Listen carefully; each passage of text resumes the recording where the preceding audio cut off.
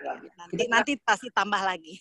Oke, sayang, keren. Pokoknya intinya dalam Tuhan tuh pokoknya tetap mesti stay tune ya, mesti tetap konstan ya, jangan up and down ya. Karena kalau kita up and down dalam keadaan sekarang seperti ini akan sangat berbahaya ya. Kita buka Kisah 1 ayat 8. Dapat semuanya?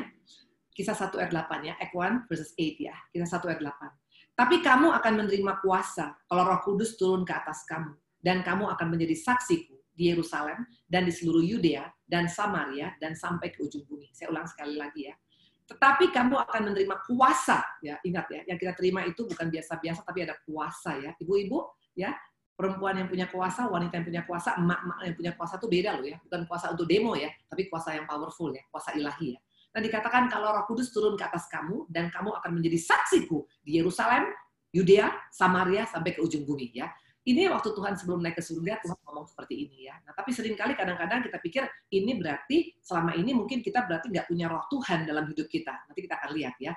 Ternyata ini hanya reconfirm daripada Tuhan. Sebenarnya kita sudah punya Roh Kudus dalam hidup kita. Bahkan waktu kita masih kecil pun sudah punya ya. Nanti kita akan lihat ya. Nah, dikatakan akan menjadi saksi. Saksi di mana? Dimanapun engkau berada, kita akan jadi saksi. Ini keren banget. Khususnya di zaman corona seperti ini, kita harus jadi saksi loh. Kalau engkau sama dengan dunia, berarti kita belum mengaminkan ayat ini.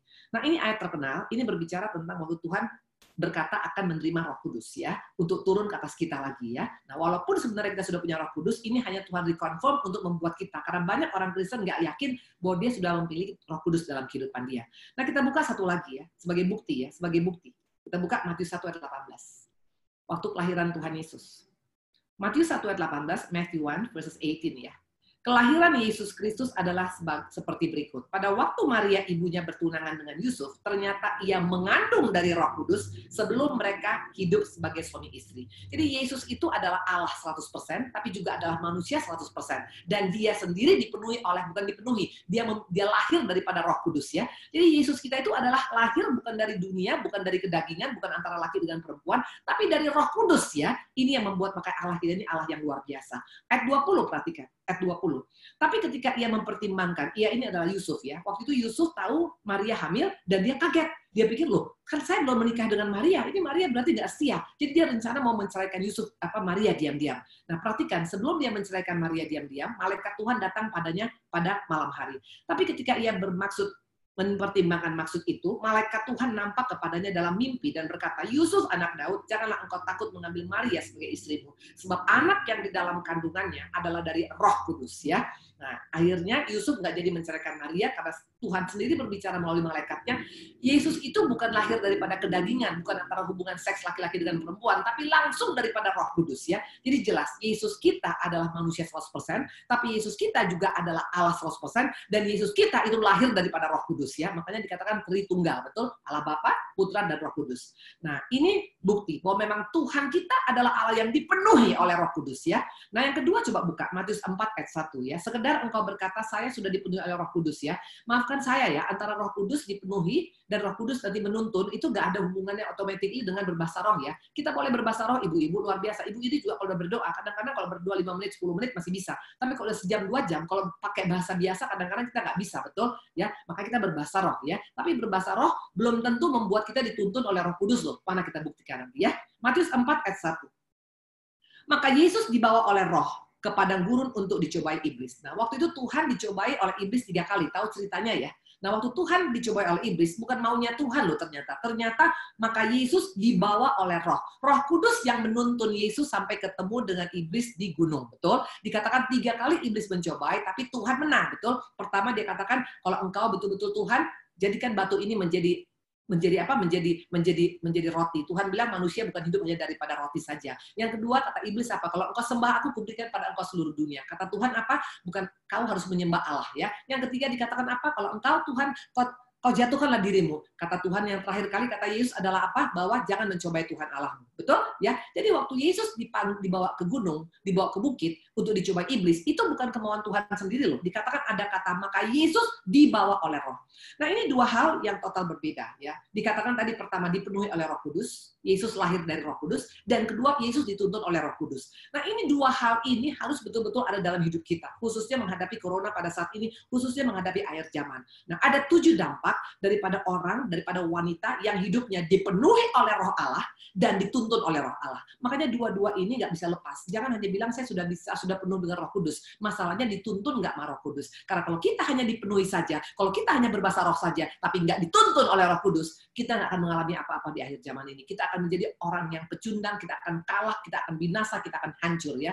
Ada 7 dampak daripada orang yang hidupnya dipenuhi oleh Roh Kudus dan yang dituntun oleh Roh Kudus. Ada 7 bonus ya. Kita buka Matius 4 ayat 11 ya. Ini yang pertama. Nanti kita akan koreksi dalam hidup kita. Ada nggak ini kita masih? Kalau kita nggak punya ini, minta sama Tuhan sekarang. Karena Allah kita bukan Allah yang selalu menjebak. Allah kita mau kasih tahu apa yang kekurangan kita, apa yang kelemahan kita. Karena ini akhir zaman, Bapak-bapak, Ibu-ibu. Jangan pernah kita anggap kita bisa bertahan kalau kita dengan tanpa memiliki Roh Allah dalam hidup kita, dan kedua tanpa dituntun oleh Roh Allah. Kita akan jebol, tinggal tunggu waktunya. Matius 4 ayat 11 dikatakan begini. Lalu iblis meninggalkan dia, ya. Sudah tadi dicobai 3 kali, ya, dikatakan iblis meninggalkan Yesus, dan lihatlah malaikat-malaikat datang melayani Yesus. Ibu-ibu, LBC-ku yang terkasih, waktu engkau dan saya hidup kita dipenuhi oleh Roh Allah, Roh Kudus memenuhi hidup kita, dan kita dituntun oleh Roh Kudus. Dikatakan ada malaikat yang akan melayani kita. Bayangkan malaikat loh, bukan hanya pembantu kita yang menyediakan sarapan atau lunch kita, tapi malaikat Tuhan. Ini bicara tentang angel service. Bayangkan kalau sudah malaikat yang menjaga suami kita, malaikat yang menjaga anak-anak kita, malaikat yang menjaga usaha kita, malaikat yang menjaga kehidupan kita. Wow, luar biasa, betul. Saya banyak punya teman-teman orang yang sangat-sangat diberkatin ya, bahkan juga mungkin Ibu LBC di sini juga sangat diberkatin. Biasanya kalau orang-orang kaya, itu biasanya penjaganya mungkin dari Brimob, mungkin dari Cavalry, mungkin dari Kopassus, betul? Nggak ada yang salah dengan itu. Tapi ini bayangkan, kita nggak perlu bayar orang untuk menjaga kita. Malaikat Tuhan untuk menjaga kehidupan kita. Wow, luar biasa. Bayangkan sekarang kalau malaikat Tuhan menjaga suami-suami kita nggak usah pakai teropong bintang, betul? Ya, ibu-ibu sini ada yang intal? Masih ada intal? Ya, karena saya punya pelayanan ya, itu pelayanan cantik ibunya, cantik banget. Nah, dia sudah menikah ya dengan polisi ini ya. Dia polisi ini juga kerja di Polda ya.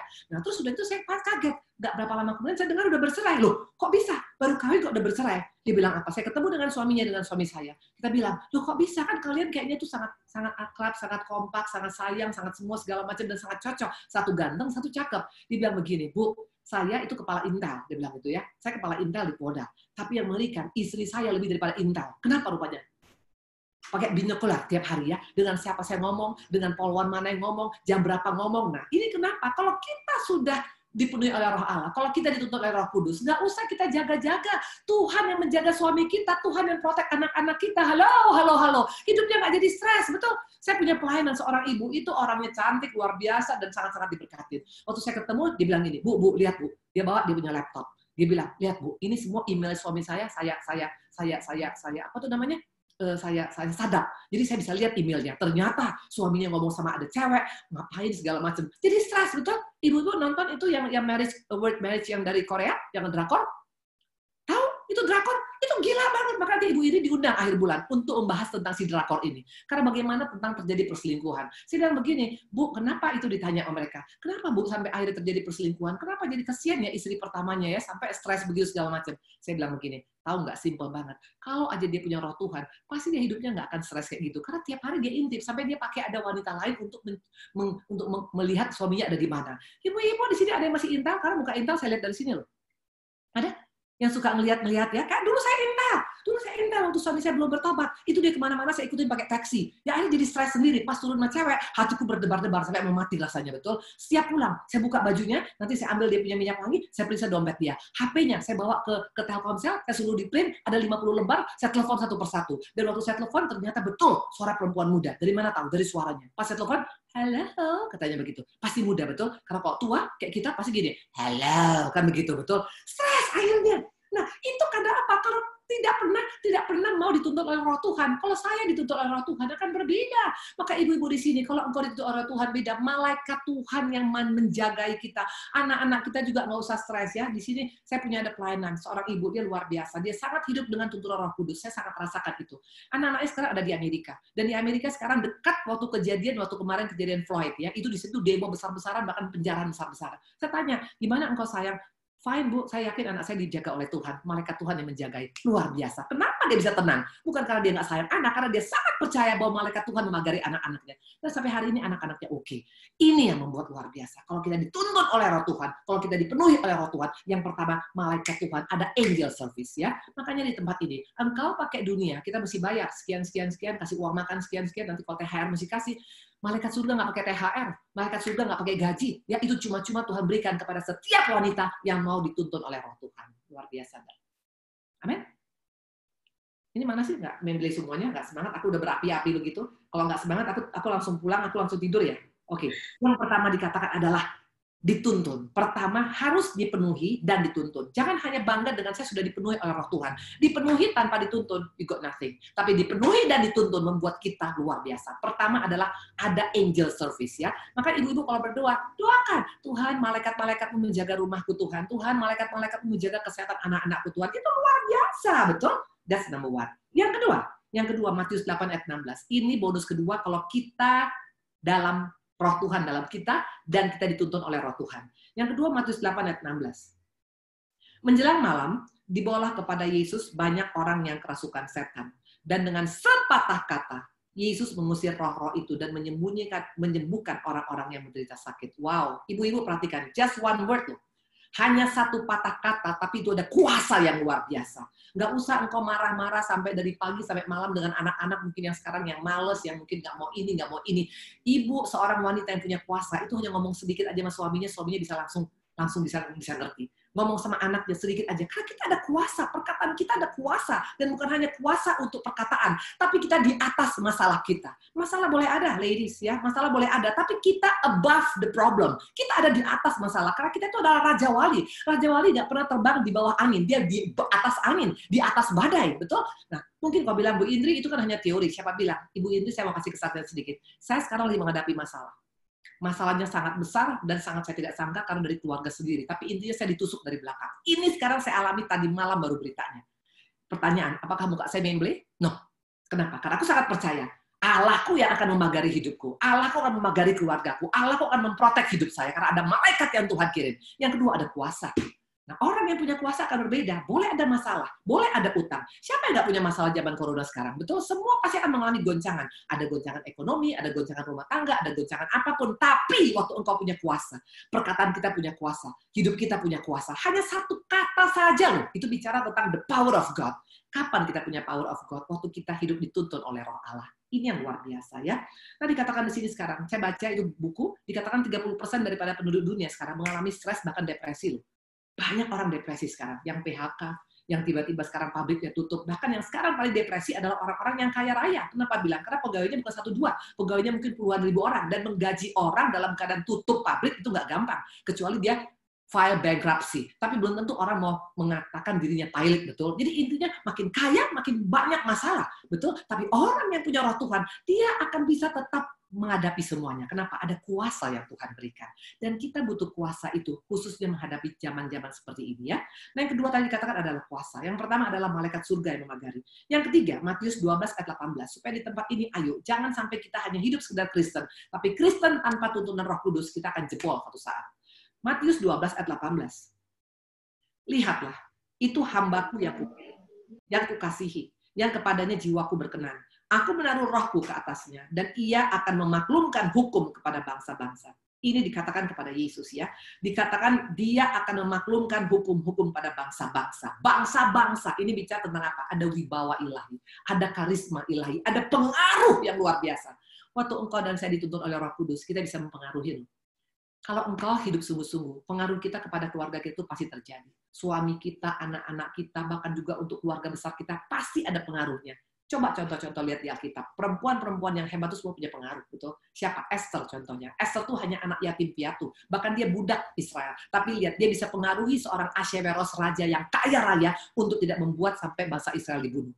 Wanita yang punya pengaruh positif itu luar biasa. Kapan kita punya pengaruh positif? Waktu kita dituntun oleh Roh Kudus. Jadi pengaruh itu bukan karena kita pakai sinyong-nyong, abrakadabra, bukan. Ya, bukan karena engkau mungkin pakai bulu kambing, bulu kelek atau bulu apapun, bukan. Tapi waktu kita dituntun Roh Kudus itu ada pengaruh, pengaruh yang positif. Makanya nggak usah takut tentang suami yang belum bertobat atau anak yang belum bertobat atau mungkin apapun. Tuhan bisa pakai kita untuk mempengaruhi. Bahkan dikatakan, ingat ya, Dikatakan di sini, yang ketiga tadi adalah bukan pengaruh, itu wibawa. Maafkan saya ya. Ada hikmat ya. Yang keempat tadi di mana tadi yang saya ngomong tadi tentang dikatakan akan memaklukkan hukum-hukum. Ada karisma, ada wibawa ya. Nah, dikatakan ada hikmat dalam perkataan. Nah, saya mau tanya ya, kita butuh di akhir zaman ini hikmat. Tadi saya agak campur ya, tapi it's okay lah ya. Dikatakan tadi akan memaklukkan hukum kepada bangsa-bangsa. Ada hikmat Tuhan akan berikan. Ibu-ibu saya mau tanya, di akhir zaman ini khususnya, zaman yang tidak menentu ini sekarang dunia tidak menentu. Dikatakan dalam Wahyu 8 ayat 12. Coba kita buka yuk, Wahyu 8 ayat 12. Supaya kita semuanya menyadari ini akan terjadi dan sedang terjadi. Wahyu 8 ayat 12 ya, coba kita buka. Wahyu 8 ayat 12, demikian firman Tuhan. Lalu malaikat yang keempat meniup sangkakala dan terpukullah sepertiga dari matahari, sepertiga dari bulan, dan sepertiga dari bintang-bintang, sehingga sepertiga daripadanya menjadi gelap, sepertiga dari siang hari tidak terang, dan demikian juga malam hari. Ini bicara tentang apa, ibu-ibu? Ini bicara tentang ketidakpastian. Tidak ada satupun di dunia ini yang mengatakan corona akan selesai tahun depan. Nggak ada. Tidak ada yang bisa memastikan. Jadi artinya semua akan gelap. Gelap bukan karena PLN, gelap bukan karena mati lampu, gelap karena memang nanti tidak ada kepastian tentang dunia ini. Tapi waktu kita punya hikmat daripada Tuhan, kita bisa berjalan dan kita tidak akan tersandung. Kapan engkau punya hikmat? Bukan karena engkau sekolah S1, S2, S3, S5, S mambo, S jeruk. Bukan. Tapi waktu kita dituntut oleh Roh Kudus, Tuhan akan kasih hikmat kita, khususnya di zaman seperti ini. Kapan mesti buka perusahaan, kapan tutup perusahaan, kapan kita buka investasi, Tuhan akan kasih tahu semua. Maka engkau akan jadi pribadi yang sangat-sangat bisa berjalan dengan Tuhan. Ya, sekarang orang bingung, mau buka usaha bingung, mau ini bingung. Saya juga awalnya juga bingung, Tuhan ini bagaimana? Ya usaha saya semuanya tutup, ya. Yang dua di Bandung tutup, yang di Medan semuanya tutup semuanya. Hotel semuanya tutup. Nah, tapi kalau engkau minta hikmat dari Tuhan, Tuhan akan bisa kasih akan solusi. Ada tadi Tuhan kasih alternatif untuk bagaimana engkau survive. Dan itu terjadi. Ya. Nah, makanya tadi saya katakan, kalau kita pada saat-saat sekarang ini engkau tidak dituntut oleh Roh Kudus, kita akan jebol. Pertama tadi katakan malaikat Tuhan memagari kita. Ibu-ibu please ya. Kalau engkau dengan kekuatanmu memagari usahamu, memagari orang tuamu, anak-anakmu terbatas. Mau bagaimana kita, setiap orang masuk kita semprot pakai disinfektan. Setiap orang masuk kita kasih masker. Ya, tapi kalau malaikat yang memagari itu kan berbeda. Yang kedua tadi dikatakan adalah apa? Ya dikatakan tadi yang pertama tadi adalah apa? Ada malaikat surga memagari. Yang kedua dikatakan ada kuasa. Kita punya kuasa untuk bisa menghadapi segala sesuatu. Ketiga dikatakan tadi ada hikmat ya. Ada hikmat. Kita butuh hikmat ibu-ibu. Di zaman sekarang ini kita perlu hikmat. Bagaimana kita mesti mengatasi kehidupan kita ya, untuk jaga kesehatan. Kita perlu hikmat juga ya. Bagaimana kita untuk kalau bisa bekerja di luar dengan ketemu dengan orang, itu semua hikmat. Bagaimana kita untuk bisa bertahan untuk survive ya, buka usaha apa, perlu hikmat. Yes ya. Nah, ingat cerita tentang si sundal ya. Kalau kita sekarang ini orang banyak di persimpangan masalahnya. Dalam keadaan kondisi sekarang banyak orang di persimpangan. Nah, waktu kita punya hikmat itu akan berbeda. Ingat cerita waktu Salomo bertemu dengan dua orang sundal. Tahu ceritanya ya? Si sundal ini punya dua anak. Yang satu anaknya mati, yang satu anaknya hidup. Nah, yang mati mengganti anaknya yang mati kepada yang hidup. Yang hidup pas bangun pagi dia lihat ini bukan anaknya. Pasti nggak ada yang tahu kan? Kalau anak kita sendiri kan pasti mungkin hidungnya sama seperti kita bulatnya, atau matanya kecil seperti kita, atau kulitnya sama dengan kita. Intinya nggak mungkin kita nggak tahu anak kita sendiri, betul? Nah, dikatakan waktu dia lihat, dia kaget loh. Ini bukan anak gua. Nah, mulai mereka quarrel, mereka ribut, betul? Nah, akhirnya mereka ketemu dengan Raja Salomo. Salomo udah agak pusing awalnya, betul? Karena yang ini bilang, itu anak gua, ini anak gua, anak gua. Akhirnya dia bilang apa? Dia minta hikmat daripada Tuhan. Dia ambil pedang. Dan dia bilang, oke, daripada pusing, kita belah aja ini anak dua. Yang satu mah engkau, yang satu mah engkau. Ini orang pasti kaget, tapi itulah hikmat Tuhan. Kalau kita melihat hikmat Tuhan dengan cara kita berpikir, kadang-kadang kita bilang nggak mungkin. Tapi kalau hikmat daripada Tuhan, itu pasti hasilnya luar biasa. Apa yang terjadi? Ibu kandungnya bilang, jangan, daripada kau bunuh itu anak bagi dua, kasih sama dia. Akhirnya Salomo tahu mana mama yang sebenarnya. Dan akhirnya yang salah tadi ditangkap, dan mama yang sebenarnya itu mendapatkan anaknya. Hikmat membuat kita bisa ada selesaikan masalah di persimpangan. Engkau tidak lagi bingung dalam menghadapi masalahmu, dalam menghadapi perusahaanmu, dalam menghadapi keluargamu, dalam menghadapi apapun. Dan itu kita butuhkan pada saat seperti ini. Yang pertama adalah tadi malaikat Tuhan memagari kita. Jangan takut tentang apapun. Anak saya juga ada di Jerman sekarang. Waktu kemarin di Jerman juga banyak yang angka kematian juga lumayan. Ya, itu saya bilang bagaimana sayang, pokoknya hanya cuma berdoa. Karena kita nggak bisa bikin apa-apa. Dia mau pulang ke Indonesia juga nggak bisa. Kayak teman saya tadi, ya anaknya sekarang di Amerika, terjebak waktu pas lagi chaos sekarang. Dan Amerika sekarang masih tetap ada chaos. Tapi dia sangat percaya Tuhan akan memagari anak saya dengan malaikat-malaikatnya. Kenapa bisa berkata begitu? Karena wanita ini, ibu ini dituntun oleh Roh Tuhan. Itu yang membedakan. Jadi kalau engkau masih panik, ya masih dari Intel, bertobatlah kita hari ini, betul? Coba saya lihat ada muka-muka Intel nggak di sini? Karena bisa kelihatan muka-muka intel gitu ya, dari matanya gitu ya. Betul ya. Nanti kalau suami pulang dari mana, jam berapa, dengan siapa, kesian deh ya. Dulu saya begitu soalnya, makanya aku jadi stres sendiri, betul. Yang pertama malaikat Tuhan, yang kedua ada kuasa. Kita bisa di atas masalah kita. Kayak yang saya alamin sekarang ini. Ibu-ibu kalau saya ceritakan pasti pingsan semua yang saya alami sekarang. Tapi aku pikir nggak usah lah aku ceritakan. Nanti kalau sudah selesai, saya akan ceritakan. Tapi intinya baru kemarin saya dapat beritanya. Dan ini sangat menyedihkan. Karena dari orang yang sama sekali tidak kita bayangkan, engkau ditusuk dari belakang. It can happen to us. Tapi kalau kita punya kuasa, apapun yang kau hadapi, engkau di atas masalah. Ini yang keren, betul? Jadi ibu ini nyampaikan ini bukan karena saya nggak punya masalah. I have the problem, big problem. Tadi pagi saya sudah 3 kali nih sekarang saya Zoom. Pertama tadi mulai jam 10, habis itu dari jam 1, sekarang jam 2. Karena aku percaya waktu aku menjadi berkat bagi orang lain, Tuhan akan berikan aku charge, Tuhan akan berikan aku kekuatan. Ya, karena kita di atas masalah. Yang pertama tadi malaikat, yang kedua tadi kuasa, yang ketiga hikmat, ibu-ibu. Engkau dan saya butuh hikmat. Hikmat untuk bagaimana kita menghadapi masalah ini. Karena semua dunia sekarang dalam keadaan bingung. Bahkan banyak orang yang stres gara-gara menghadapi corona ini. Memang corona kecil, tapi nggak kelihatan. Dan nggak tahu sampai kapan dampaknya. Maka banyak orang stres. Itu yang ketiga tentang hikmat. Yang keempat, ya. Apa yang kita dapat waktu kita dituntun oleh Roh Tuhan? Lukas 1 ayat 15 sampai dengan 16. Lukas 1 ayat 15 sampai dengan 16.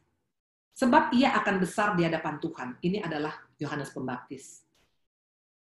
Ia akan minum anggur atau ia tidak akan minum anggur atau minuman keras, dan ia akan penuh dengan Roh Kudus mulai dari rahim ibunya. Ia akan membuat banyak orang Israel berbalik kepada Tuhan Allah mereka. Ini bicara tentang influence, pengaruh. Tadi saya terbalik soalnya. Yang keempat adalah pengaruh. Ibu-ibu kita punya pengaruh itu luar biasa. Engkau bisa mempengaruhi keluargamu untuk lebih baik lagi. Engkau bahkan bisa mempengaruhi kotamu.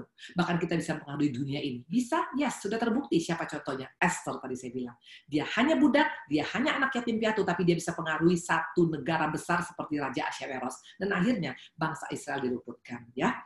Nah, di sini ada yang sudah melayanin. Coba yang sudah melayanin, mungkin mimbar atau apapun, atau mungkin konseling.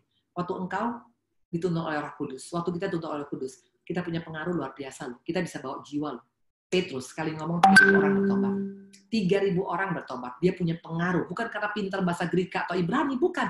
Bahasa kita bahasa sederhana kayak Yesus. Bahasanya bahasa sederhana. Orang-orang biasa pun bisa mengerti. Betul. Makanya kenapa murid-muridnya cuma penjala ikan? Karena memang Tuhan bahasanya sederhana. Bukan bahasa S3, S5, S mambo, S jeruk. Bukan ya. Tapi kenapa bisa begitu banyak orang berbondong-bondong? Dan kenapa sampai Bang ahli Taurat makanya sampai menyalibkan? Itu karena faktor cemburu. Mereka cemburu melihat Yesus yang baru muncul, tiba-tiba banyak pengikutnya. Nah, orang yang dituntun Roh Kudus, itu pengikutnya luar biasa. Banyak orang yang terpengaruh. Banyak orang yang bisa mencari Yesus, mencari Allah, gara-gara melihat wanita yang punya pengaruh yang luar biasa. Nah, kalau kita mau mempunyai pengaruh, bukan karena sekolah, percayalah sama saya. Sekedar engkau sekolah, sekedar engkau ikut seminar, enggak jadi jaminan. Tapi kalau kita dituntun oleh Roh Allah, orang bisa gampang kita pengaruhi untuk mencari Tuhan dalam hidupnya. Ini luar biasa, betul? Kita konseling dengan orang, nggak perlu sampai 3 hari 3 malam. Engkau hanya ngomong sepatah 2 kata, tapi dengan kata-kata yang penuh hikmat, itu bisa mempengaruhi orang. Saya bilang, aku juga mau kenal Yesus, aku juga mau berubah, aku juga mau bertobat. Luar biasa, ladies. Amin. LBC, Ladies Bible Class. Ini akan menjadi LBC yang luar biasa. Asal setiap daripada membersnya itu punya kuasa. Setiap membersnya itu punya hikmat. Setiap members punya pengaruh. Wow, betul? Keren banget. Ini mana suaranya? Kok nggak ada yang bilang suara? Aku dari tadi berapi-api, tapi yang ini semuanya kayaknya ada yang tidur-tidur nih. Oke, ya. Nah, yang kelima. Matius 11 ayat 29, ini kelima. Keadaan kita waktu kita tuntun oleh Roh Kudus. Pikul laku yang kupasang dan belajarlah kepadaku, karena aku lemah lembut dan rendah hati, dan jiwamu akan mendapatkan ketenangan. Orang yang dituntun Roh Kudus, itu hidupnya itu pasti ada damai sejahtera. Ada ketenangan, ada damai sejahtera, ya. Kita butuh damai sejahtera di akhir zaman ini, ibu-ibu. Betul. Kondisi sekarang membuat orang sekarang nggak punya damai sejahtera, betul. Makanya nggak heran. Bukan berarti karena stay at home membuat suami istri makin dukun. Tergantung. Kalau dia dituntun Roh Kudus bisa aman. Tapi kalau dalam keadaan nggak ada Roh Kudus, makanya nggak heran ribut. Hanya gara-gara masalah sekarang, hanya odol aja bisa ribut. Hanya gara-gara masalah ngorok aja bisa ribut. Hanya gara-gara masalah makanan menunya nggak cocok bisa ribut. Kenapa? Bilang kalau kita dituntun Roh Kudus itu ada damai. Masalah besar dikecilkan, masalah kecil dihilangkan. Tapi orang yang nggak dituntun Roh Kudus, masalah kecil di blow up. Bagaimana dengan kita tempat ini? Kadang-kadang wanita yang suka cari masalah, betul ya? Yang nggak perlu diomongin. Dulu saya seperti itu ya. Kalau misalnya yang pernah selingkuh, saya tanya-tanya, Kalau dipikir-pikir ya, kamu kok bisa ya selingkuh 50 tahun yang lalu? Ngapain juga ditanya seperti itu, betul? Kan akhirnya jadi ribut, betul? Ya nanti kalau seringkali memang wanita kadang-kadang kalau nggak ada kerjaan tuh suka cari masalah. Nah, kalau kita dituntun Roh Kudus, kita nggak akan seperti itu. Malahan suami bisa betah dengan kita ya. Suami bilang, kamu jangan jauh-jauh ya. Tahu kenapa suami saya bilang apa begini? Ini bocoran dikit. Suami saya bilang apa? Saya sebenarnya suka juga dengan corona. Kenapa? Gara-gara corona kamu nggak pergi-pergi lagi. Betul, karena kan saya kan memang kan orangnya kan agak otis ya, pergi pelayanan ke sana sini.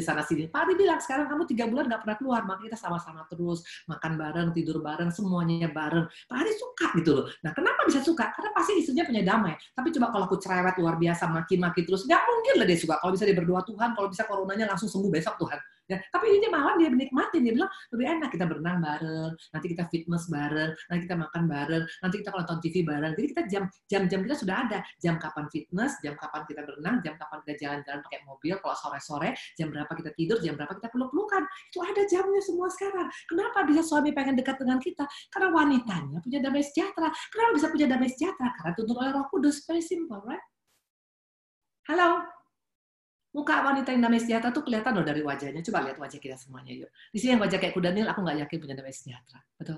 Ya. Ya, makanya suami kadang-kadang merinding bulu kuduk masuk rumah karena bininya mukanya tuh udah gerem gitu loh. Tapi kalau bininya enggak apa-apa, masa kita kalah sekarang sama mandu ragu sih? Sama PL karaoke masa kita kalah? Ya mereka selalu halo mas, welcome. Makanya mereka betah nyanyi saya berjam-jam, betul? Tapi kita kenapa makanya suami nggak betah di rumah? Karena muka kita udah kayak kuda nil, udah muka pas-pasan, kuda nil lagi, betul? Kemudian juga kalau misalnya cantik luar biasa, ya udah mukanya pas-pasan, muka sembetut lagi, marah-marah lagi, hidup lagi, betul? Hampir dah, betul ya? Nah dikatakan tadi, ada damai sejahtera. Nah itu yang kelima, itu yang kelima. Yang keenam, ciri khas daripada orang yang tuntun oleh Roh Kudus yang keenam. Kisah 3 ayat 6. Tapi Petrus berkata, Kisah 3 ayat 6 ya, emas dan perak tidak ada padaku, tapi apa yang kupunyai kuberikan padamu. Demi nama Yesus Kristus orang Nazaret, berjalanlah. Ciri khas orang yang punya dituntun Roh Kudus, itu pasti orangnya suka memberi. Itu pasti suka berbagi. Ibu-ibu, LBC, saya percaya kalian ini wanita-wanita yang luar biasa. Ayo, ya, ini kesempatan kita untuk menunjukkan pada dunia, kepada Indonesia, kita dituntun oleh Roh Kudus. Ayo belajar, banyak. Kalian pasti sudah lakukan itu ya. Kita bisa bagi melalui ojek dengan kita pesan, kita kasih pada mereka. Setiap mereka pulang kita kasih mungkin beras 1 kilo atau apapun. You can do a lot of things. Karena kita diberkati untuk memberkati. Ciri khas orang yang dituntun Roh Kudus itu pasti nggak pelit. Betul? Maka dikatakan lebih berbahagia orang memberi daripada menerima. Betul? Ibu-ibu, waktu kita belajar untuk berbagi, itu bukti kita dituntun Roh Kudus. Tapi kalau kita masih memikirkan all about me, hanya untuk aku, bagaimana orang bisa melihat dia Allahnya luar biasa? Nggak bisa. Jadi kalau kita memenangkan orang, bukan hanya cuma berkhotbah, tapi dengan apa yang kita bisa beri kepada mereka. Pada saat ini, Indonesia butuh pertolongan. Ya, banyak sekali angka kemiskinan. Ibu-ibu sudah pergi ke desa, sudah pergi ke gereja-gereja kecil, saya usulkan, please ya. Itu Ibu Kartini saya punya pelayanan. Saya ada punya pelayanan namanya Sungai Sukacita Ministry. Kita punya ada di Bandung, di Surabaya, dan di Jakarta, dan di Medan ya. Nah itu ibu yang di Medan, itu mereka orang-orang sederhana loh ibu-ibu, sangat sederhana. Karena pelayanan saya itu bermacam lapisan ya. Yang di Medan itu istri tukang beca, istri pemulung, bahkan istri juga tukang-tukang yang tukang sayur. Itu pelayanan saya di Medan ya. Tapi yang luar biasa, mereka orang sederhana, tapi mereka bisa sangat-sangat luar biasa. Dapat sumbangan untuk jadi berkat, itu nggak dia pakai untuk dirinya, itu mereka pakai. Dan sekarang mereka kemarin pergi ke desa-desa, ke kampung-kampung dengan gereja-gereja. Gereja-gereja kecil sekarang kasihan sekali. Kalau gereja besar mereka bisa survive, perpuluhan masih besar orang dari jemaat. Tapi gereja kecil itu mereka hanya dapat uang persembahan itu berbentuk singkong loh, atau kadang-kadang hanya berbentuk pete. Kalau saya pernah pelayanan di sana, kalian juga pasti pernah pelayanan di sana. Nah ini sekarang mereka nggak punya apa-apa. Si gembalanya ini sekarang akhirnya jadi kerja untuk jadi di sawah, karena dia nggak punya jemaat lagi. Nah ini waktunya kita, ayo kita belajar berbagi, karena bukti orang tuntun Roh Kudus itu pasti nggak akan bisa diam. Apa yang bisa kita lakukan Tuhan? Do something ya. Karena untuk Tuhan itu luar biasa. Dan nggak perlu kita dengan melakukan itu kita mesti masukin ke sosial media besar-besaran ya. Kadang-kadang banyak orang Kristen seperti itu. Ngasih sumbangannya cuma 1 kilo, tapi fotonya sampai berlembar-lembar. Jangan seperti itu. Karena waktu kita memberikan tangan kanan, memberikan tangan kiri nggak usah tahu ya. Karena apalah gunanya media tahu, tapi Tuhan nggak tahu. Karena Tuhan bilang yang kau lakukan bukan untuk aku, tapi untuk menyenangkan dirimu. Ya, itu yang keberapa tadi? Yang ke-6 ya. Nah yang ke-7, ciri khas orang tuntun Roh Kudus yang ke-7. Markus 12 ayat 36. Markus 12 ayat 36. Daud sendiri oleh pimpinan Roh Kudus berkata, Tuhan telah berfirman kepada Tuanku, duduklah di sebelah kananku, sampai musuh-musuhmu kutaruh di bawah kakimu. Luar biasa. Daud sendiri oleh pimpinan Roh Kudus berkata, Tuhan telah berfirman kepadaku, duduklah di sebelah kananku, sampai musuh-musuhmu kutaruhkan di bawah kakiku. Bayangkan, kafling kita nanti di surga loh ibu-ibu. Tetangga kita Yesus. Di sini mungkin di Jakarta kalau engkau tetangga mungkin dengan Kapolda atau tetangga mungkin juga gubernur, kita udah bangga banget, betul. Kalau perlu tiap foto kita tiap lewat kita foto ya, ini foto gua di rumah gubernur, betul, atau rumah Kapolda atau rumah presiden atau rumah menteri, betul. Ini kita punya tetangga nanti adalah Yesus. Kapan kita punya tetangga Yesus? Waktu kita duduk di sebelah kanannya. Kenapa bisa duduk di sebelah kanannya? Waktu kita tuntun oleh Roh Kudus. Ini luar biasa. Ada 7 bonus. Ada 7 bonus waktu engkau dan saya dituntun oleh Roh Allah. Nah, saya mau tanya, dengan kondisi seperti ini, dengan kondisi seperti ini, harusnya kita sangat tenang hidupnya, betul? Karena tadi ada malaikat yang memagari, yang kedua ada kuasa, yang ketiga ada pengaruh, yang keempat tadi ada apa lagi tadi? Ada kafling di surga, yang kelima tadi ada lagi apa? Ada hikmat, intinya ada 7 tadi. Nah, kalau sudah punya ini sebenarnya kita udah tenang, betul? Tapi banyak orang Kristen nggak sadar tentang dia sudah punya Roh Kudus dalam hidupnya. Dia nggak sadar. Coba kita lihat, mana buktinya sejak kita lahir kita sudah punya Roh Kudus dalam hidup kita. Buka Kejadian 2 ayat 7. Supaya di tempat ini jangan pikir orang dipenuhi Roh Kudus itu hanya orang-orang tertentu saja. Enggak, setiap kita punya hal yang sama. Kejadian 2 ayat 7 dikatakan begini. Ketika itulah Tuhan Allah membentuk manusia dari debu dan tanah dan menghembuskan nafas hidup ke dalam hidungnya. Demikianlah manusia menjadi makhluk yang hidup. Dari awal kita dijadikan, kita sudah dihembuskan Roh Allah. Artinya kita sudah punya Roh Kudus dalam hidup kita. Ini luar biasa. Makanya kalau engkau sadar kita punya Roh Allah dalam hidup kita, kita pasti aminkan ayat ini. Buka Mazmur 139 ayat ke-14. Mazmur 139 ayat 14. Dikatakan begini, aku bersyukur kepadamu oleh karena kejadianku dahsyat dan ajaib. Ajaib apa yang kau buat dan jiwaku benar-benar menyadari. Ini yang berkata ini adalah seorang Daud. Waktu Daud ngomong ini dahsyat, itu belum dia jadi raja loh. Dia masih tukang angon kambing loh. Bahkan dia dikatakan kakak-kakaknya nggak sayang. Bahkan dikatakan juga papanya juga nggak anggap dia. Bahkan Samuel pun nggak anggap dia. Tapi dikatakan dia berkata, kejadianku dahsyat. Kenapa Daud berkata kejadiannya dahsyat? Padahal hanya tukang angon kambing, abang-abangnya semuanya adalah panglima terang daripada Saul, papa mama juga nggak anggap dia, bahkan juga Samuel nggak anggap dia. Intinya dia dianggap itu pecundang. Dia dianggap itu hanya cuma orang-orang nggak diperhitungkan. Tapi kenapa dia berkata dahsyat? Karena dia sadar dia punya Roh Allah dalam hidupnya. Ini yang membedakannya. Makanya kalau engkau di tempat ini masih minder, yang masih gak percaya diri, please deh, kita punya Roh Allah. Beda, Bo. Dunia gak punya Roh Allah, kita punya Roh Allah. Kalau engkau sadar ini, engkau akan berkata, aku dahsyat Tuhan, aku dahsyat Tuhan. Memang itu fakta, ya. Nah, makanya dikatakan di sini, ya.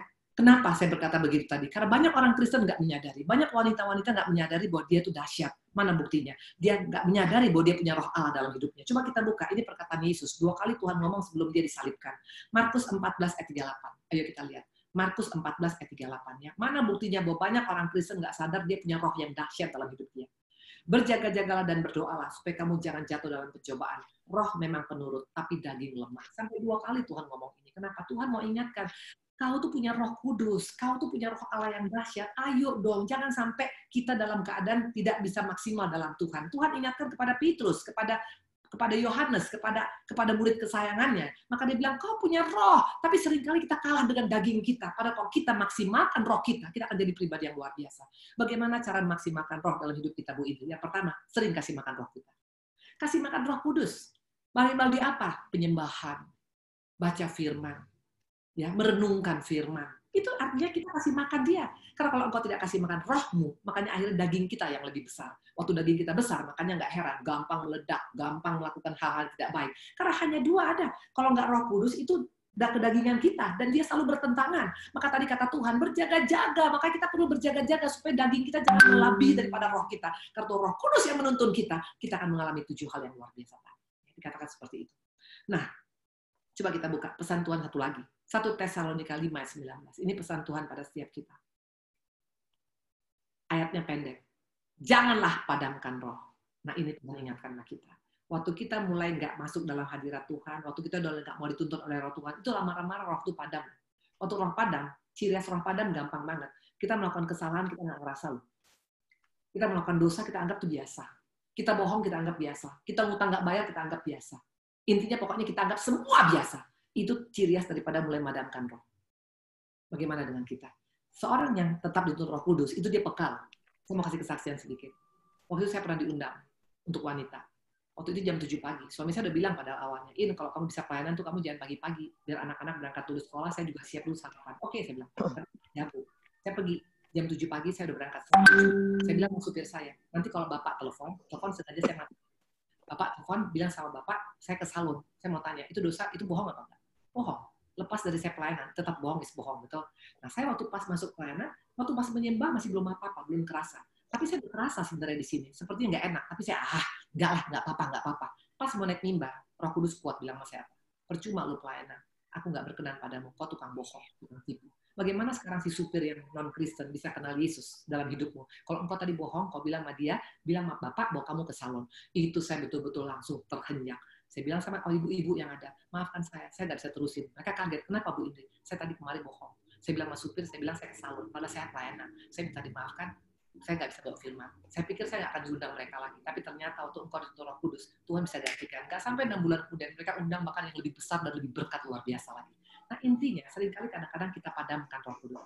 Kita nggak mungkin lah nggak tahu kalau ada dosa. Nggak mungkin kita nggak tahu kalau kita mungkin melakukan hal yang tidak baik. Tapi kita padamkan. Nah ini yang berbahaya. Ya.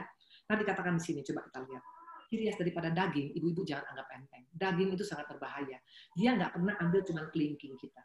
Mula-mula kelingking kita dapat. Karena kita biarkan, lama-lama kita punya jari manis. Lama-lama kita punya jari tengah. Lama-lama kita punya telunjuk. Lama-lama seluruh tangan kita.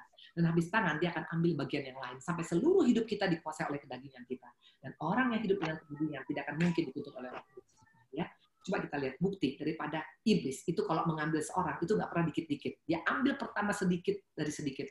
10% hidup kita, 20%, 30%. Ada seluruh hidup kita diambil oleh si jahat. Buka Matius 12, 43-45. Supaya kita di tempat ini jangan anggap enteng. Karena ciri daripada si jahat itu nggak pernah menyerah. Dia nggak pernah puas. Dia pengen seluruh hidup kita sampai kita binasa. Matius 12 ayat 43-45. Apabila roh jahat keluar dari manusia, ia pun mengembara ke tempat-tempat yang tandus mencari perhentian. Tapi ia tidak mendapatkannya. Lalu ia berkata, aku akan kembali ke rumah yang telah kutinggalkan. Maka pergilah ia dan mendapati rumah itu kosong, bersih teratur dan rapi teratur. Lalu ia keluar dan mengajak 7 roh lain yang lebih jahat daripadanya. Dan mereka masuk dan berdiam di situ. Maka akhirnya keadaan orang itu lebih buruk daripada keadaannya semula. Demikian juga akan berlaku atas angkatan yang jahat ini. Jelas dikatakan. Waktu kita nggak izinkan Roh Kudus menuntun kita, lama-lama kedagingan akan masuk. Mula-mula 10%, 20%, 30%, akhirnya waktu diajak 7 jenderalnya datang, akhirnya kehidupan kita semuanya total binasa. Makanya please, mumpung masih ada kesempatan sekarang, ayo kita koreksi diri kita. Masih ada nggak tadi sama kita? Kalau puasa udah mulai nggak ada, kalau kita udah mulai nggak ada hikmat, kalau nggak ada damai sejahtera lagi, kalau nggak ada kok gampang panik, takut ini, berarti kita nggak yakin malaikat surga yang memagari hidup kita. Atau mungkin yang terakhir tadi dikatakan kita nggak yakin kalau kita mati nanti masuk ke surga. Itu semuanya intimidasi. Makanya kalau itu sudah mulai ada dalam hidup kita, itu berarti ada sesuatu yang nggak beres. Minta, Roh Kudus penuhi aku lagi. Betul? Nah coba kita lihat di sini ya.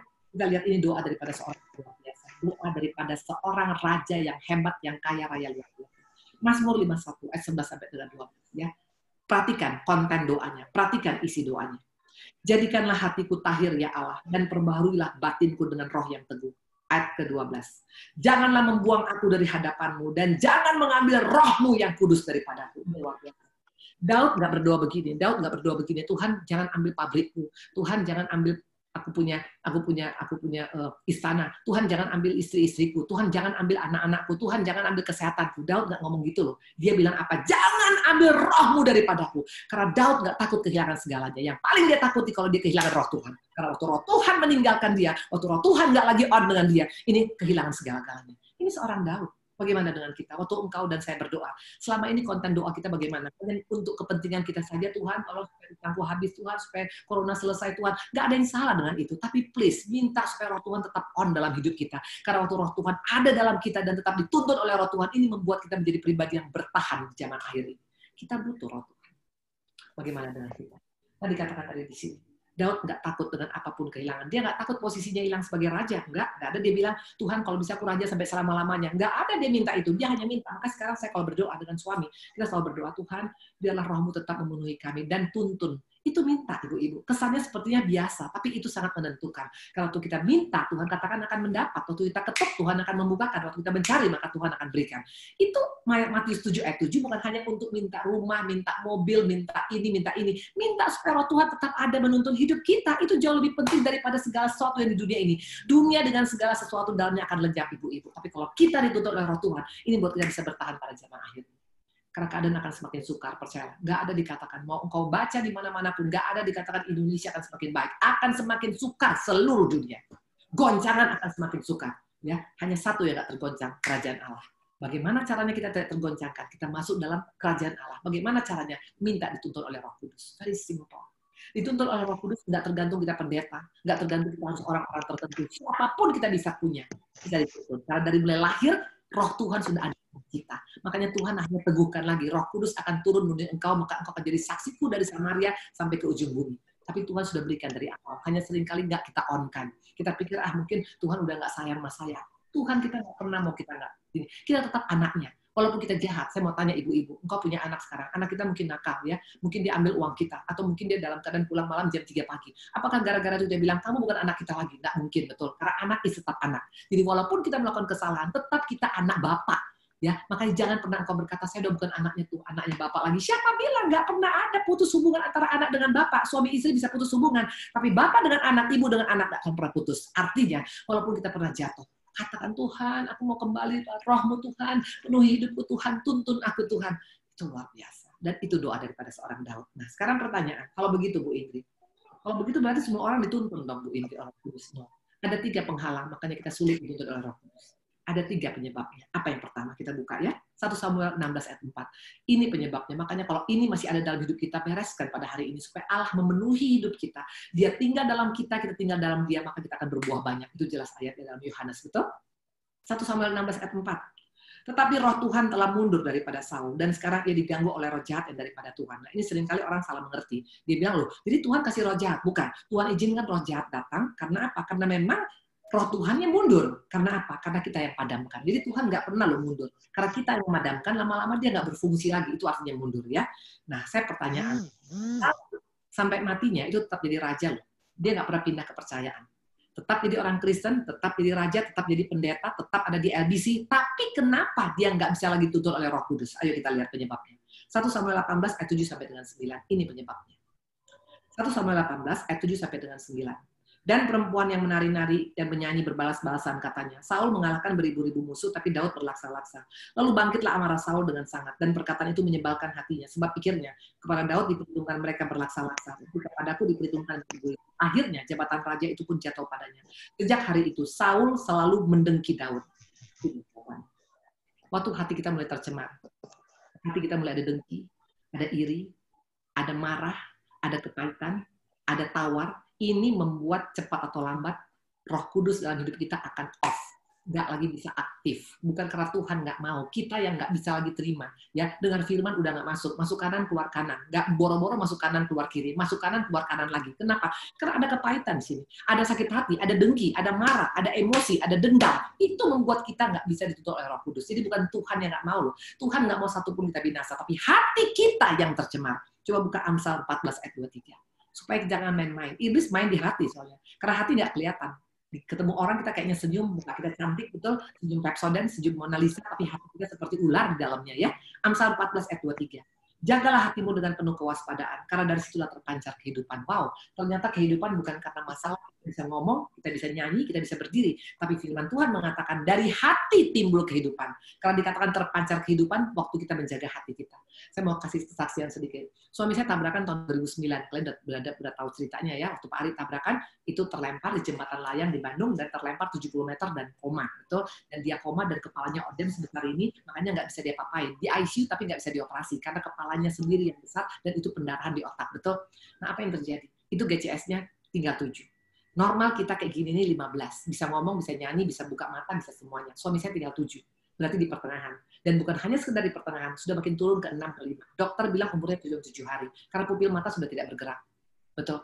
Waktu itu saya hanya minta sama Tuhan. Saya pakai puasa yang Tuhan bikin. Tuhan Yesus, aku sudah bertobat tahun 1999. 2009 suamiku tabrakan. Kalau dia mati, apa kesaksianku Tuhan? Kan engkau berkata yang dipersatukan oleh Tuhan itu nggak bisa dipisahkan oleh apapun. Berarti aku sama suami sudah satu. Kalau suamiku meninggal dalam keadaan belum bertobat, apa yang mau aku saksikan Tuhan? Bagaimana aku berkata Allah luar biasa? Berikan kesempatan bagi suamiku Tuhan, karena dia akan bersama-sama dengan aku, kami akan melayani Tuhan seumur hidup kami. Itu saya minta. puasa minta sama Tuhan. Puasa minta sama Tuhan. Kami menyanyi, menyembah seperti yang tadi kita lakukan. Itu sampai tiap hari berjam-jam. Saya panggil pendoa saya dari Medan. Kak, ayo Kak, kita hanya menyembah Tuhan, menyembah Tuhan. Tuhan belas kasih Tuhan. Aku percaya Tuhan akan pakai suamiku dengan aku. Itu saya doakan sampai 11 hari. Hari ke-11 saya sadar. GCS-nya naik. Dari yang tadi udah 5, naik ke 5. Dan hari ke-21 dia pulang dari rumah sakit. Dan sekarang kami pelayanan bersama. Bayangkan, kalau engkau dituntut oleh Roh Kudus, itu udah kuasa Tuhan berikan kepada kita. Malaikat Tuhan akan memagari suamimu. Dan ini saya alamin. Ya, maka saya bilang, Tuhan, terima kasih Tuhan. Nah, ini dikatakan tadi, ternyata hidup mati kita bukan karena gara-gara kita mungkin makan minum vitamin yang paling mahal sekalipun. Waktu hati kita tercemar karena dengki. Ya dengki, karena emosi, karena marah, karena dendam, karena kepahitan. Hati-hati itu. Terus saya pernah menyimpan kepahitan. Saya pernah cerita sama kalian. Ya kepahitan dengan keluarga besar saya. Saya dari keluarga besar dari Medan ya.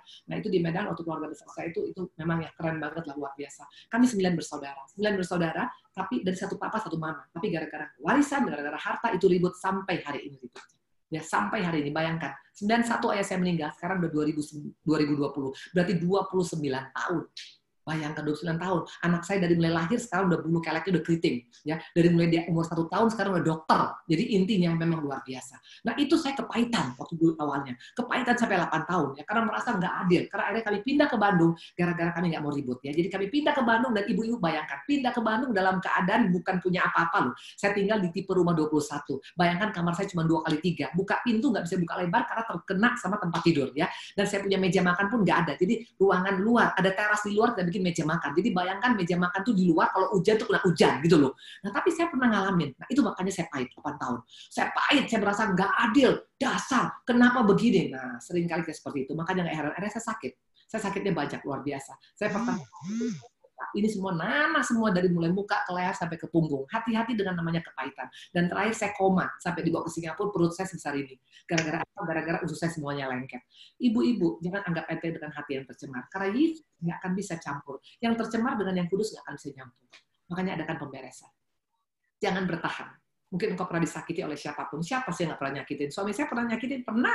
Pak Ari pernah selingkuh. Yes, dan perempuannya ngomong langsung dengan saya apa yang dikerjakan. Wow, luar biasa, keren betul. Makanya aku sakit hati luar biasa. Akhirnya Pak rugi sendiri. Muka jelek, masuk neraka kalau mati, betul. Tapi sekarang aku percaya, malaikat Tuhan yang memagari suamiku. Malaikat Tuhan yang memagari anak-anakku. Dan itu lebih enak. Makanya ada damai sejahtera. Makanya damai sejahtera bukan datang tiba-tiba. Kalau engkau sekarang dipagari oleh Tuhan, siapa takut? Halo, halo, halo. Dan kalaupun kita mati, tempat kita ada kafling kita di surga. Wow, ini keren banget, betul. Makanya please, tadi kita katakan tadi, dalam doa, jangan hanya minta untuk kepentingan kita, jangan hanya minta physically yang kelihatan saja, minta roh Tuhan supaya tetap ada menuntun hidup kita. Itu jauh lebih powerful. Yang pertama adalah masalah hati. Saul kehilangan roh Tuhan, Saul kehilangan kepekaan. Ya, dikatakan Saul kehilangan damai sejahtera. Bahkan kita baca ceritanya, untuk dia damai saja dia mesti panggil seorang Daud untuk main kecapi. Bayangkan orang kaya, tapi tidak punya damai sejahtera. Saya banyak punya pelayanan seperti ini, punya seluruh dunia, tapi nggak ada damai sejahtera. Kenapa bilang? Masalahnya mungkin kalau memang dia mau tinggal mengaku di hadapan Tuhan, pasti akan Tuhan bereskan, betul? Hanya seringkali kadang-kadang kita anggap, ya sudah, memang mau diapain, emang begini kehidupan. Enggak seperti itu. Tuhan lahirkan kita untuk punya roh kudus, untuk dituntun oleh roh kudus. Artinya 7 bonus tadi harusnya menjadi milik setiap kita. Hanya masalahnya kita sering menganggap itu bukan bagian kita. Hari ini Tuhan luruskan, itu bagian kita. 7-7 harusnya menjadi milik kita. Amin? Itu yang pertama. Yang kedua dikatakan adalah apa? Yang kedua, kita lihat ya. Kenapa penyebab makanya kita tidak dituntun oleh Roh Kudus? Kita tahu tentang Eli. Di Eli ya, Eli itu akhirnya kehilangan Roh Kudus. Mana bukti kehilangan Roh Kudus? Dikatakan dia nggak peka lagi waktu Tuhan panggil Samuel. 3 kali dipanggil Tuhan Samuel datang kepada Eli, ya Bapak, enggak tuh gue nggak panggil. Bayangkan, dia yang imam, Samuel itu anak rohani, bisa anak rohani lebih peka dengan suara Tuhan daripada Eli. Kenapa bisa sampai begitu? Karena Eli itu kompromi dengan dosa. Anak-anaknya berselingkuh di tempat bait Allah. Dia nggak bilang apa-apa. Dia hanya bilang begini, jangan anak-anak, nggak boleh. Nanti Tuhan marah. Bukan seperti itu. Kita harus tegas. Ya di atas ya, tidak di atas tidak. Waktu engkau tidak tegas, waktu engkau kompromi dengan dosa, dosa itu bukan hanya kompromi dengan orang, dosa juga kompromi dengan diri kita sendiri. Waktu kita tahu dosa, tapi kita pura-pura nggak tahu, itu sama dengan kompromi. Cepat atau lambat kita akan kehilangan total Roh Kudus. Saya dulu pernah seperti itu. Saya punya usaha diskotik. Ya. Waktu itu dalam keadaan kami nggak tahu mau bikin apa lagi, akhirnya kami punya usaha diskotik. Apa yang terjadi?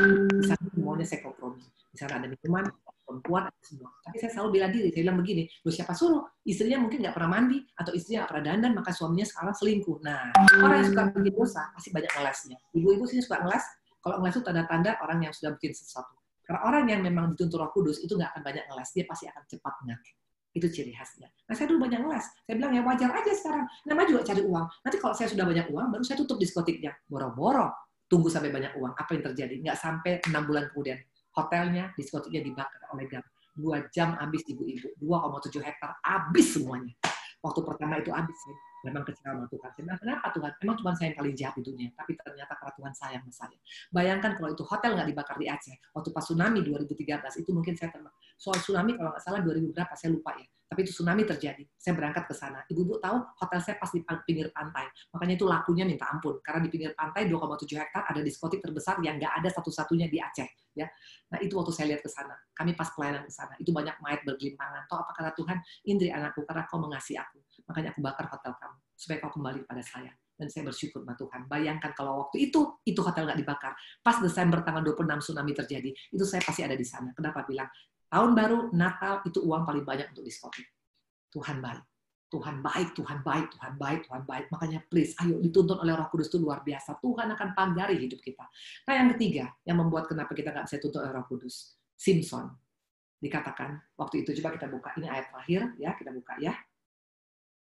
Yang ketiga.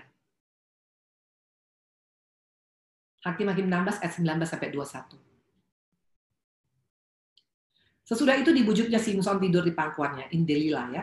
Lalu dipanggilnya seorang dan disuruhnya mencukur ketujuh rambut jalinannya. Sehingga mulailah Simson ditundukkan oleh perempuan itu. Sebab kekuatannya telah lenyap daripadanya. Lalu berserulah perempuan itu, orang Filistin menyergap engkau Simson. Maka terjagalah ia dari tidurnya. Serta katanya seperti yang sudah-sudah. Aku akan bebas dan akan meronta. Tapi tidaklah diketahuinya bahwa Tuhan telah meninggalkan dia. Orang Filistin menangkap dia, mencungkil kedua matanya dan membawanya ke Gaza. Di situ ia dibelenggu dengan 2 rantai tembaga dan pekerjaannya di penjara ialah menggiling. Ini gak main-main. Dari orang yang hebat luar biasa. Dia sekali pukul orang Filistin dengan hanya cuma tulang keledai 30 orang mati loh. Kekuatannya luar biasa. Tapi dia lupa diri. Dia lupa diri. Dia bilang seperti biasanya aku kuat. Dia lupa dia kuat bukan karena dia, tapi karena ada Roh Tuhan dalam hidup dia, maka dia punya kekuatan yang luar biasa.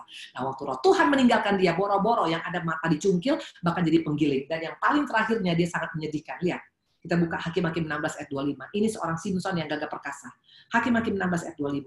Ketika hati mereka riang gembira, berkatalah mereka, ini orang Filistin, panggil Simson untuk melawak bagi kita. Simson dipanggil dari penjara, lalu ia melawak di depan mereka. Kemudian mereka menyuruh dia berdiri di antara tiang-tiang. Bayangkan, kehidupan yang sangat jatuh habis-habisan. Kenapa? Kenapa dipermalukan habis-habisan? Waktu kita nggak dituntun oleh Roh Tuhan lagi, itu berbahaya. Pertanyaan, kenapa Simson seperti ini? Karena dia sombong. Hati-hati dengan merasa aku kaya karena aku yang kerja. Aku hebat karena memang aku pintar. Aku begini karena begini. Waktu kita mulai merasa because of me, tanpa disadari Roh Tuhan akan mulai mundur dalam kehidupan kita. Karena Tuhan paling alergi dengan orang sombong. Mana bukti orang sombong? Nggak lagi berdoa, minta tuntunan Tuhan. Dia pikir dengan kekuatannya, please, apapun keputusanmu hari ini, selalu doakan, Tuhan tuntun. Engkau yang memimpin di depan Tuhan. Karena waktu kita yang memimpin di depan, pasti jebol. Tapi Tuhan yang memimpin akan berbeda. Saya dengan keluarga, kami biasakan itu ya. Setiap kali mau pergi ke Alfamart aja suami saya, misalnya naik motor. Sebentar saya mau ke Alfamart, doa dulu pasti. Tuhan Yesus, karena kita nggak pernah bisa tahu. Kejadian kemarin 2 kali anak rohani saya, itu pas mereka lagi belajar bersama anak-anaknya, nah belajar bersama, terus mereka mau beli aqua. Hanya sebentar, 5 meter, mungkin 10 meter dari rumahnya. Itu di Kota Baru Parahyangan, itu kompleks yang sangat-sangat kosong, yang sangat-sangat elit, yang sangat-sangat aman. Dia pergi 5 meter, apa yang terjadi? Kejadian kecelakaan tunggal. Nabrak trotoar, meninggal di tempat. We never know. Tapi kalau engkau selalu minta tuntunan, asal belum apa-apa kita doakan, itu luar biasa ibu-ibu. Mau pelayanan juga, kayak tadi saya juga sebelum pelayanan, saya minta Pak Ari yang doakan. Pak doakan, kalau soal pelayanan lebih lama, saya pelayanan dari Pak Ari. Saya udah 21 tahun, Pak Ari baru 6 tahun, baru 8 tahun. Tapi bukan masalah senior apa enggaknya. Waktu kita ada selalu mengandalkan Tuhan, minta tuntunan Tuhan, itu akan berbeda. Jadi katakan tadi ada 7 bonus buat orang yang dituntun oleh Roh Kudus. Dan dikatakan 3 penyebabnya. Kenapa kita sampai bisa sulit untuk kita dituntun oleh Roh Kudus. Jadi bukan nggak ke gereja, bukan nggak baca firman, bukan nggak menyembah, tapi masuk kanan, keluar kanan. Kenapa? Bilang karena hati yang belum dibereskan tadi.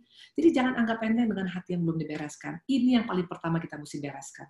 Mumpung corona ini, waktunya banyak berdiam diri, sabatikal, koreksi diri kita. Yang kedua dikatakan tadi adalah apa? Karena masih kompromi dengan dosa. Ya, Bukan berarti kita nggak bisa jatuh dalam dosa. Bisa lah. Ibu ini juga bukan nggak bisa jatuh. Ya bisa lah. Tapi habis jatuh cepat minta ampun sama Tuhan. Karena ingat, kita bapak dengan anak.